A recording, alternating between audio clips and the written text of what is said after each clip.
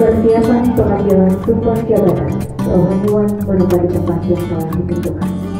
Sebelum saya mengambil sumpah, saya ingin bertanya, apakah saudara-saudari bersedia diambil sumpah? Bersedia. Menurut agama apa? Islam.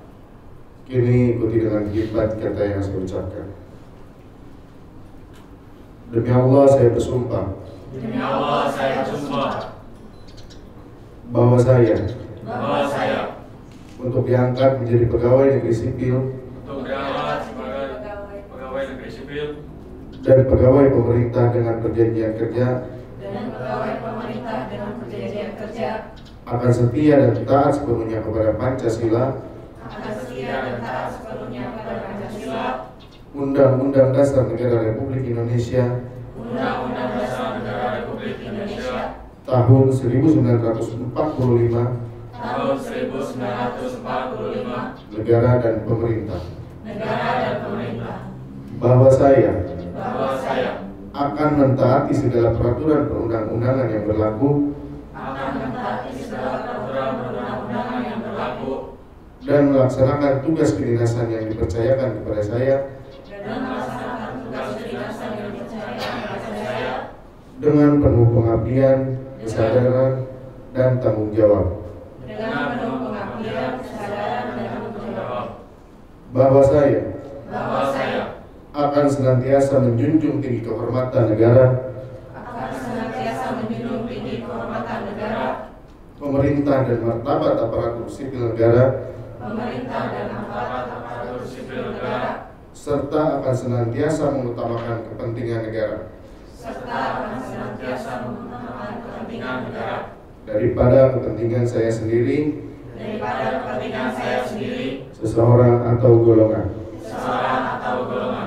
Bahwa saya akan bekerja dengan jujur, tertib, cermat, dan bersemangat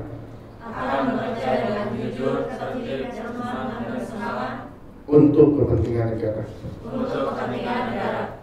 Saudara-saudara, menjadi ASN bukan hanya sekedar memperoleh status, tetapi sebuah amanah dan tanggung jawab untuk bisa melayani, dan ASN hadir bukan untuk dilayani, tapi untuk bisa melayani masyarakat Kabupaten Subang. Dalam demokrasi, masyarakatlah bos kita, dan tugas kita adalah memastikan setiap kebijakan, setiap program, dan setiap layanan benar-benar berpihak pada kepentingan masyarakat. Saya ingin mengingatkan bahwa saudara-saudara sekarang adalah bagian penting dalam mewujudkan visi Kabupaten Subang, yaitu terwujudnya Kabupaten Subang yang unggul, maju, kompetitif dalam bingkai karya nyata pembangunan menuju masyarakat yang adil, sejahtera, demokratis, dan religius.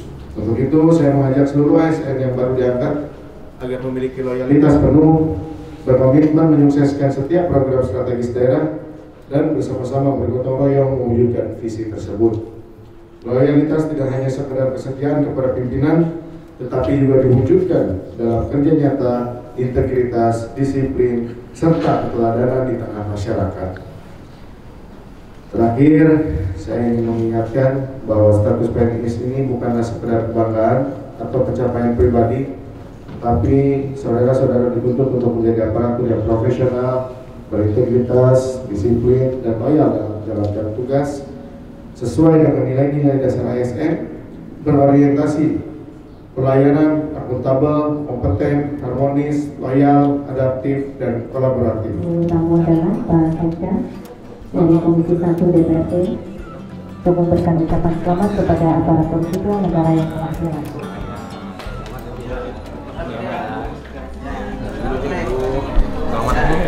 Selamat semangat terus.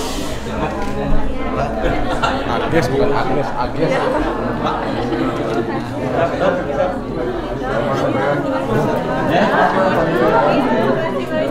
Oh iya. Sukses semuanya. Siap. Mantap. 2, 3, 1, 2, 3.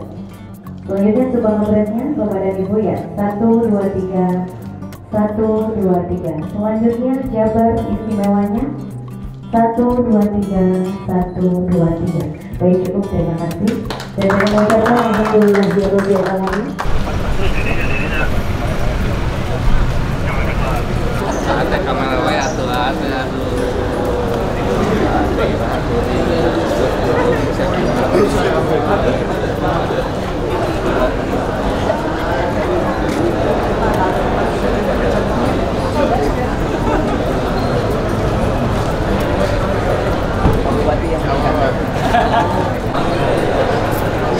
Siap, bener kan? Kubang. Oh, siap. Siap maju.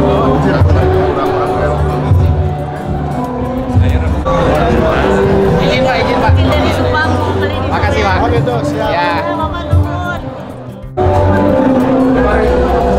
Siap, siap, siap. Dan boleh amanah Pak.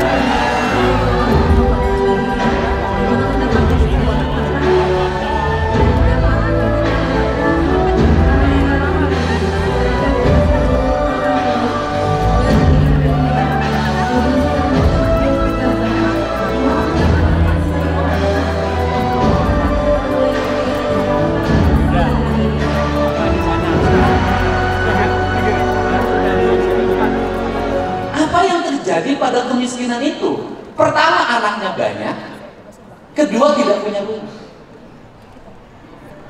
Di rumah yang sempit itu saya sudah menemukan beberapa kasus. Ada orang yang tinggal di rumah petak, anaknya 16. Ada orang yang tinggal di rumah petak, anaknya 11. Ada anak yang tinggal di rumah petak, anaknya 24. Dan anehnya adalah orang yang punya duit itu susah punya anak, walaupun istrinya banyak, nggak mau beranak. Dan nakal-nakal itu kan istrinya banyak tapi nggak ada anak satu pun. Tapi orang-orang nggak berpunya atau prasejahtera itu mudah punya anak. Anak orang kaya susah makannya, harus cari dokter gigi, dicekok dulu. Anak orang miskin pengen makan terus, itu hawanya beda. Jadi hawa orang kaya itu kenyang terus, hawa orang miskin lapar terus. Nah ini kan yang terjadi seperti itu. Nah sehingga negara kan harus nyelesain problem kemiskinan. Negara harus membangun pertumbuhan. Saya sampai sekarang otak saya tetap, walaupun nggak pernah sekolah statistik, saya selalu mengatakan kalau ingin membangun kemakmuran rakyat itu, jangan dulu ngomong pendekatan peningkatan pendapatan rakyat. Jangan. Yang harus dilakukan negara itu adalah ngomong bagaimana rakyat keluar duitnya sedikit. Karena saya punya pengalaman sebagai orang desa, ibu saya anaknya 9, kok saya bisa sekolah sih sampai sarjana 9-9-nya? Kok makannya cukup? Kenapa? Karena ibu-ibu kita dulu berhasil memilih rumah tangga dengan sedikit pengeluaran. Yang penting punya beras sama garam, itu udah tenang hidupnya. Sekarang nggak bisa, nggak punya kuota nggak tenang. Gitu loh. Nggak bisa jalan-jalan malam hari, nggak tenang. Ini problem apa sih yang terjadi pada masyarakat Indonesia ini, pada masyarakat Jawa Barat? Yang terjadi adalah kajenting orang asal sohor. Problemnya apa? Kelas menengah bawah ini ingin bergaya seperti tetangganya yang agak atas. Apa yang terjadi? Pinjem. Untuk itu makanya tidak boleh para pejabat memperlihatkan, memposting sesuatu yang tidak terjangkau oleh rakyatnya. Misalnya cerita, ini saya lagi belanja di Singapura, boleh. Karena pejabat walaupun dia sendiri, oh ini saya lagi makan keluarga di rumah makan ini, itu menimbulkan obsesi. membuat mereka ingin seperti apa yang dalam video itu. Anaknya, akhirnya hari ini banyak orang kelas menengah bawah tidak masak di rumah, makannya di rumah makan. Nah, sehingga akses yang harus dibuka oleh negara hari ini adalah pertama, bagaimana rakyat mendapat akses pendidikan. Makanya saya fokus sejak awal memimpin infrastruktur sekolah SD, SMP, SMA, dan SMK adalah keharusan negara. Makanya saya berani membuka ruang kelas sampai 50 dibanding 3 sekolah. Ini yang penting. Nah, itu yang kedua, mendekatkan siswa pada akses pendidikan. Kenapa? Biaya ongkos mahal, sekolah gratis tidak ada masalah, tapi ongkosnya 30.000. Yang kedua. Kemudian yang ketiga adalah menekan biaya pendidikan. Biaya pendidikan itu yang mahal, bukan SPP-nya. Biaya pendidikan itu yang mahal adalah biaya jajannya, biaya modulnya, outing kelas, dan studi tour. Itu yang paling mahal, itu studi saya. Sehingga kalau ngomong angka kemiskinan di Jawa Barat terjadi hari ini menurun, itu berkah menurut saya, karena hari ini saya melarang studi tour, melarang outing kelas, dan melarang jajan.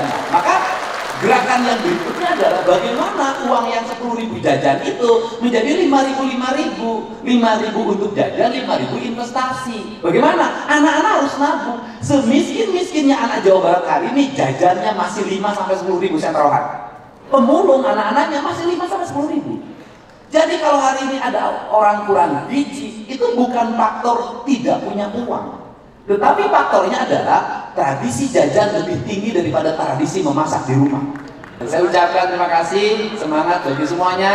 Mudah-mudahan kata orang Sunda, ini Jawa Barat itu subur makmur, gemah ripah, repeh, rapi, patanina sugih mukti, padangana berat dunha. Mudah-mudahan seluruh jaminan-jaminan yang akan diberikan oleh pemerintah provinsi dan kabupaten kota merupakan cara dan prasarana untuk membangun kesejahteraan rakyat. Atur nuhun, wallahu muwaffiq ila aqwamit thoriq. Assalamualaikum warahmatullahi wabarakatuh. Sampurasun.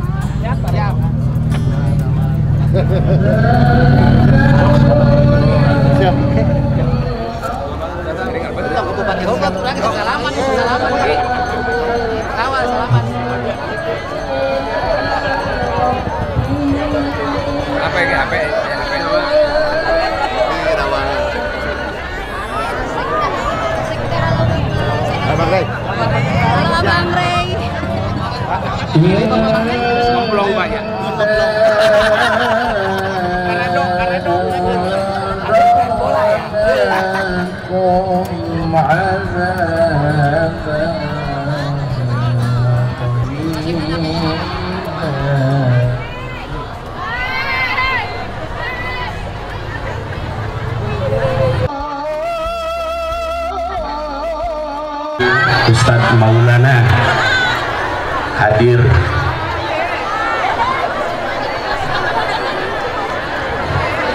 Wilujeng Ustadz. Hamdan syakirin, hamdan na'imin. Mudah-mudahan dengan hal ini bisa memberikan keberkahan ke semuanya, bisa memberikan kebahagiaan untuk masyarakat di Desa Cipendei. Sekalian di momen yang syahdu ini, momen yang sakral ini, ada beberapa hal yang ingin saya sampaikan Bapak Ibu. Bagaimana doakan ya masyarakat Cipendei, soalnya sok kebagian ieu Jadi Bapak Ibu, ada beberapa program dari pemerintah daerah Kabupaten Subang yang dalam waktu dekat itu harus sudah bisa diimplementasikan. Salah satunya urusan jalan garoreng tuh Bu. Gorengnya. Ya orang Cipendei sadayana atau anu di desa lain? Pringkasap aya. Pabuaran aya. Nah. Di mana? Oh, Pagaden. Oh, Pagaden mah jalan kuat. Tiga ombak banyu. Jadi Ibu doakan abdi, ya mumpung nuju di hari Maulid Nabi, doakan abdi 2027 jalan di Kabupaten Subang sadayana kudu tos lecir. Tahun iya beberapa titik khususnya di Kecamatan Cipendei, Pabuaran, sekitarnya tos mulai diperbaiki Ibu. Ngabret. Target 2027 jalan kudu tos beres. Sarang di bulan November informasi kanggo seluruh masyarakat di Desa Cipendei. Bapak Ibu mulai bulan November lamun bade ngadambel KTP, KK, surat pindah, akte dan lain-lain. Gratis. Ai gratis mah geus puguh gratis, eta mah mun mayar aya pungli. Tah lamun aya pungli laporkeun ka bupati. Jadi saya sampaikan Bu, mulai bulan November Ibu sadayana ngadambel eta teu kudu ka Subang. Jadi di kecamatan bisa ngeprint sadayana. Nah. Lamun di kecamatanna ke dipasang CCTV ku abdi di kecamatanna. Jadi mun aya nu minta duit ka nyahoan ku saya saha jelema. Lamun nyeun KTP, KK dan lain-lainnya masih dipinta uang 50-100 ribu, tanya Pak Asda hiji kamari di Jalan Cagak aya Bu nyeun KTP mayar 150 ribu langsung abdi eureunkeun jalmina. Tah kapayuna di Desa Cipendei, Kecamatan Cipendei, Pak Camat ditip bulan November kudu tos efektif. Jadi Ibu tuh kudu jauh-jauh geus mangantri ka ditu teh. Bener teu? Di jalannya tidak kali itu di bujuran we ku mobil truk, bener tuh. Nah, nyaman nyeun KTP kakak nu kali itu di kecamatan. Gratis, teu kudu mayar. Pokoknya intina semua itu pelayanan demi masyarakat di Kabupaten Subang.